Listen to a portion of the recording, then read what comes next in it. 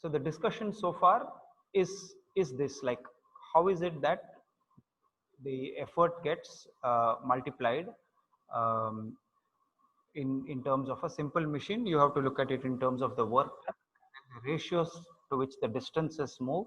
The inverse ratio will be the rate at which your effort will be multiplied. Now coming to talk about a little bit about the terminology that you need to know. So in your syllabus, you have to know what is the effort. The effort is the force that is applied by you or by a person in order to get a job done. The load is the work, the amount of force required to do the job that you are attempting to do. Then in terms of the in terms of levers, there is this point which is usually labeled as F. F is for fulcrum. Okay, the point through which the lever turns. Okay, so these three terms, effort, load and fulcrum, are important for you to be able to identify. Now there are certain other things, like if you think in terms of moments of inertia or moment of a force, then the distance from here to here, so this distance is what you call as the effort arm. Okay, and this distance therefore is what you call as the load arm.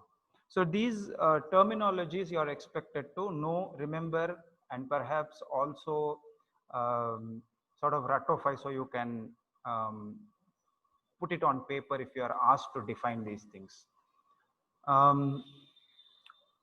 So having got that out of the way, let us come back to looking at this equation a little more carefully.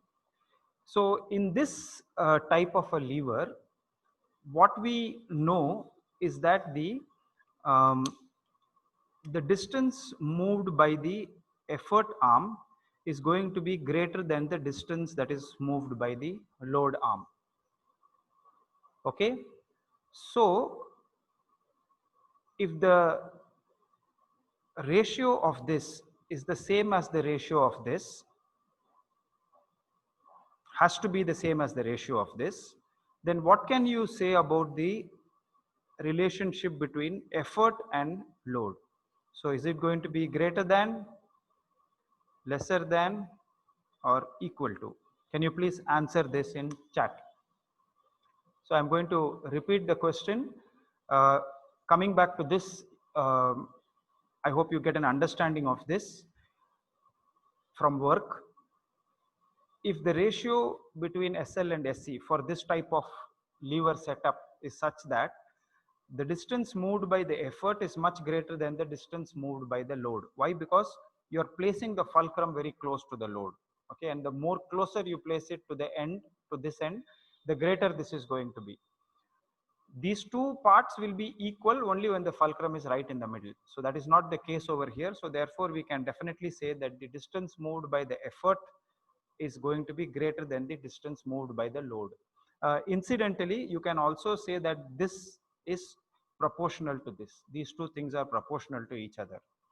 If you think of it in terms of a arc or a part of the perimeter of a circle, then these two will be the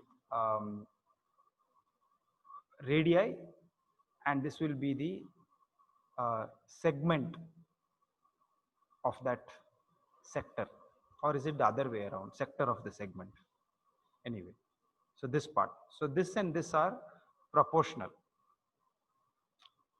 in terms of this angle over here, but don't worry too much about that. My simple question is, if SC we know is going to be greater than SL, how can you compare the effort and the load? Is it going to be greater than, less than, or equal to?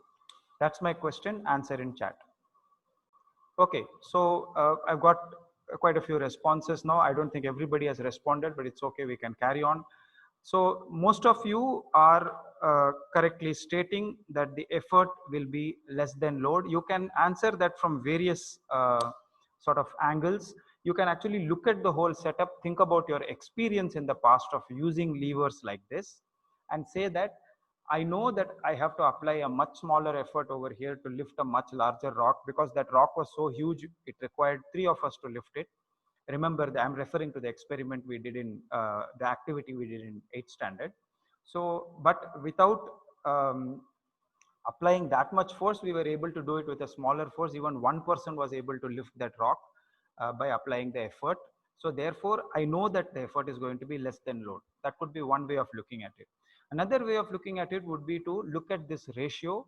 So you can say that in order to preserve the ratio, in order to make the LHS and RHS equal, if this has to be greater than this, then the same thing has to apply over here. This also has to be greater than this.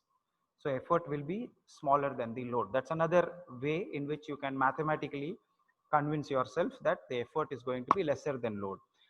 You can also approach it logically, and you can say that, well, if we use a lever in order to do a job and we think of it as a simple machine, that means that the effort will have to be multiplied by the load, multiplied on the load side. Otherwise, what is the point in using an lever at all? So you can answer it from any which way, but all of that points towards the same thing. So I hope, though some of you who said it will be greater, or some of you who said, maybe one of you who said it's equal to, you please examine your notion. If you have any questions or doubt, you can check with me now. So this information that the effort is going to be greater than the load allows us to calculate something called as the mechanical advantage of a simple machine. Okay. What that means is that the simple machine gives you an advantage by which your effort gets multiplied. Okay. So this ratio of E upon L, that is, I mean, I took it as in one way. You can always also take the effort of the, I could always have also taken that as, and maybe I should have right at the beginning, I can take it as the ratio of the distance moved by the effort arm to the load arm, and that would become the ratio between L and E. Okay, it doesn't matter, you can take it one way or the other. What I was attempting to do was, I was attempting to get to this point to see that the effort is less than the load. Doesn't matter, but the mechanical advantage is basically this factor, L divided by E. Okay, so since the load in this type of simple machine is going to be greater than the effort, the mechanical advantage is always going to be how much? Greater than 1. It's always going to be greater than 1. Okay, so your mechanical advantage, which is abbreviated to MA, can be calculated if you are given the load and the effort.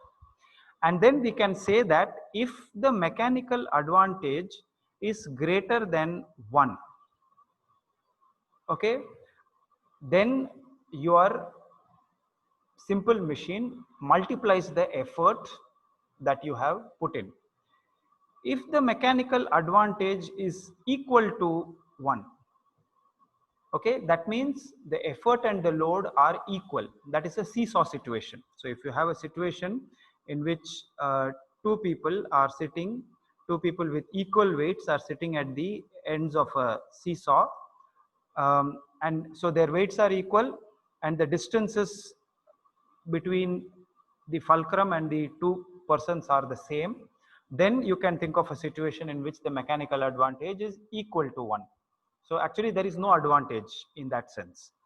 And then of course there can also be a situation where the mechanical advantage is less than 1, which means that, remember the weird example I had given of somebody wanting to paint a large hoarding but does not have enough time. So in that kind of a situation, what happens is that the effort required becomes much greater than the load, but the advantage is that you get the job done faster. Perhaps we can discuss some situations of that sort also, as we move forward. So that's as far as the mechanical advantage of machines are concerned.